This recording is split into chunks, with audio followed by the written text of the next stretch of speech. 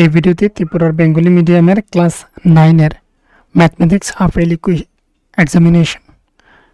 তো half yearly examination 2023 এর অর্থাৎ গত বছরের যে কোয়েশ্চেন পেপারটা এসেছিল সেই কোয়েশ্চেন পেপারটা নিয়ে আলোচনা করছি। কারণ হচ্ছে অনেক স্টুডেন্টই আমাকে রিকোয়েস্ট করেছে, আর আমি যেটা বুঝি যে এই কোয়েশ্চেনটা তাদের ক্ষেত্রে অনেকটাই হেল্প হবে, যে কীভাবে বা কী ধরনের কোয়েশ্চেন কীরকম সিস্টেমে আসে সেটা তোমরা বুঝতে পারবে, তাই এর জন্য এটা আপলোড করছি।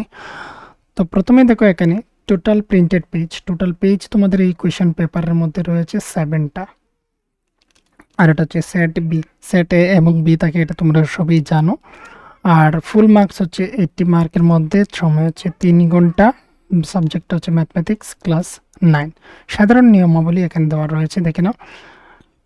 বলা রয়েছে সবগুলি প্রশ্নে আবশ্যিক, মানে প্রত্যেকটি প্রশ্নই তোমাকে আনসার করতে হবে।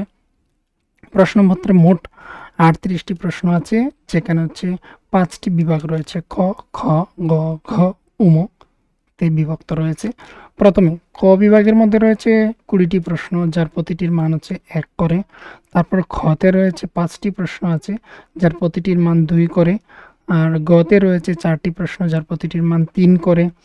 আবার হচ্ছে ঘতে রয়েছে আমাদের 60টি প্রশ্ন, যেখানের মধ্যে টোটাল মার্কস নয়, প্রতিটির মান হচ্ছে 4 করে। আর উমতে রয়েছে 2টি প্রশ্ন, যার প্রতিটির মান হচ্ছে 5 করে। এবার বলা হয়েছে এখানে কোনো প্রকার গণক যন্ত্র বা ক্যালকুলেটর ব্যবহার করা যাইবে না। এটা হচ্ছে ক্লাস 9 এর জন্য।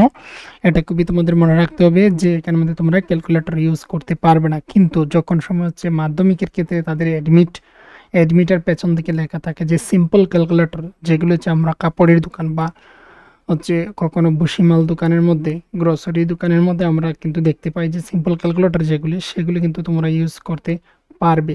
তবে এটা লক্ষ্য রাখতে হবে, যখনই তোমরা অ্যাডমিটটা পাবে তখন সময় দেখতে পারবে যে তোমরা সিম্পল ক্যালকুলেটরটা ব্যবহার করতে পারবে কি না, কি লেখা রয়েছে সেটা তোমরা দেখে যেতে হবে। তো আমি যতটুকু জানি গত বছর পর্যন্ত আমি দেখেছি যে সিম্পল ক্যালকুলেটর ক্লাস 10 ইউজ করা যায়, কিন্তু ক্লাস 9 পর্যন্ত কোনো ধরনের এভাবে ক্যালকুলেটর ব্যবহার করা যায় না। তো প্রথমেই রয়েছে ক বিভাগের মধ্যে তো জানো তোমরা, এই হচ্ছে শর্ট প্রশ্নগুলি। এবার অনেকেই হতে পারে যে এই শর্ট প্রশ্নের জন্য তোমাদের অসুবিধা হয় যে এইগুলি কোথা থেকে আসে বা কোথায় তোমরা কিভাবে পেতে পারো, সেটা তোমরা নিশ্চয়ই জানো না। সেটার জন্য হচ্ছে বইয়ের যে সার সংক্ষেপ রয়েছে সেগুলি তোমাকে ভালোভাবে পড়তে হবে, এবং যেগুলি উদাহরণ রয়েছে ছোটো ছোটো কোয়েশ্চেন সেইগুলির সলভ করতে হবে, তবে এইগুলি করা সম্ভব। অথবা যারা ইংরেজি মিডিয়ামে রয়েছে তোমাদের ক্ষেত্রে তো ভালো, অনেক ধরনের হচ্ছে বুকস মার্কেটে পাওয়া যায় ম্যাথের উপর, যে প্রিভিয়াস ইয়ার কোয়েশ্চেন বা আর রয়েছে সাজেশন, এইভাবে বিভিন্ন বুক পাওয়া যায়, সেগুলি তোমরা ফলো করতে পারো। এবার হাফ ইয়ারলি যেহেতু চলে গিয়েছে, যদি ক্লাস 9-এর কারো কোনো বুক রিকমেন্ড করার জন্য প্রয়োজন হয়, তাহলে তোমরা আমার সঙ্গে যোগাযোগ করতে পারো যে কী বই তোমরা পড়তে পারো বা ফলো করতে পারো তোমাদের নেক্সট এক্সামের জন্য, তাহলে আমি সেটা বলে দেব। এবার এতটুকু পর্যন্ত কমপ্লিট। এখানে দেখতে পাচ্ছ এই প্রশ্নগুলির জন্য তোমরা হচ্ছে ভিডিওটাকে পজ করে দেখে নিতে পারো। এখানে আমি আর এই মুহূর্তে সমাধান দিচ্ছি না, যদি তোমাদের প্রয়োজন হয় তাহলে তোমরা জানাতে পারো, আমি পরবর্তী সময় হচ্ছে সেটার সলিউশন নিয়ে কিন্তু আসবো, যদি তোমরা কমেন্ট করো। কেননা আমি অনেক ভিডিও আপলোড করেছি তোমাদের এখানে, মানে এই ত্রিপুরা স্কুল ক্লাসেসের মধ্যে, কিন্তু হচ্ছে সেই ফিডব্যাকটা আমি সঠিকভাবে পাই না, যার কারণটাই হচ্ছে সেইভাবে আর ভিডিও কিন্তু ছাড়া হয় না। এবার এখানে দেখতে পাচ্ছ 4 নম্বর কোয়েশ্চেন, 5 নম্বর, 6 নম্বর, 7 নম্বর কোয়েশ্চেন রয়েছে। প্রত্যেকটির কিছুটা ইজি রয়েছে, কিছু কোয়েশ্চেনগুলি তোমাদের ক্ষেত্রে হয়তো অসুবিধা হতে পারে। দেখে নাও, এইগুলো হচ্ছে কোয়েশ্চেন। এখানে ভিডিওটাকে পজ করে তোমরা দেখে নিতে পারো। তারপর হচ্ছে সংক্ষিপ্ত প্রশ্নগুলোর উত্তর দাও, যেখানে হচ্ছে দেখে নাও 10 × 1 × 10, প্রতিটির মান 1 করে, টোটাল 10 মার্কস। এইগুলো হচ্ছে প্রশ্ন।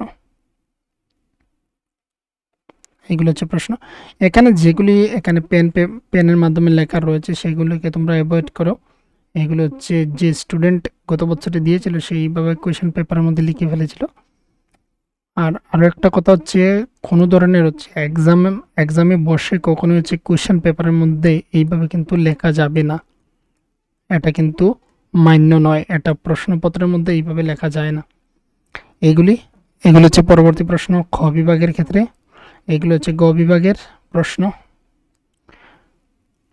আর এটা হচ্ছে ঘ বিভাগের প্রশ্ন। আর এইদিকে দেখতে পাচ্ছ পরবর্তীতে উম নাম্বারে এই দুটি প্রশ্ন রয়েছে। এই দুটি প্রশ্ন দেখেছো এখানের মধ্যে। এগুলিকে বলা হয়েছে x+y=7 রৈখিক সমীকরণটির ছক কাগজে লেখচিত্র অঙ্কন করো।